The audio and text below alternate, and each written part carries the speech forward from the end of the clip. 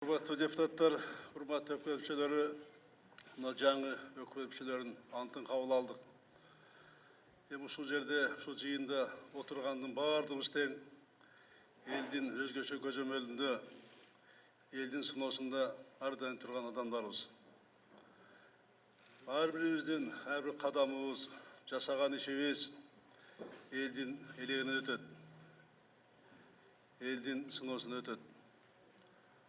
Мына айрыкча акыркы мезгилде коомчулукта аткаруу бийлигиндеги иштеп аткан кээ бир адамдар боюнча, алардын жүрүм туруму боюнча, кылган иштери боюнча абдан көп сыноолор айтылып атат, талкуулар жүрүп атат. Мына ушундай нерселер болбош керек.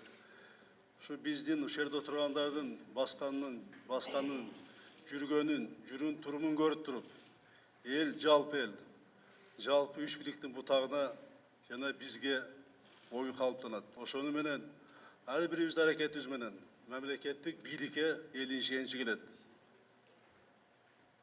келет.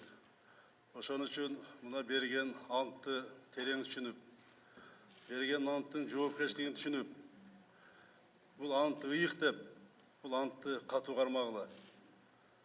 Антты кармабаган, антын катуу тутпаган мына Кыргыз Республиканын тарыхында адамдардын тагдыры кандай болгон, эмне болгонун мына жакшы билесиңер. Эмне болуп атканын жакшы билесиңер. Ошон үчүн илгертен бери, эжеден бери биздин элибиз, кыргыз элибиз антты ыйык кармап, анын маңызын, анын жоопкерчилигин терең түшүнүп келген.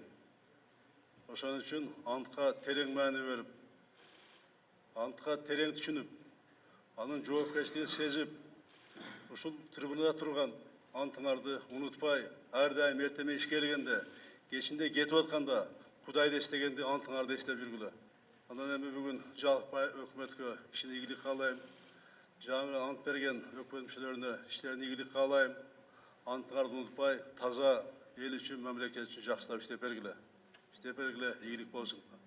Урматтуу депутаттар, сизге рахмат чоң.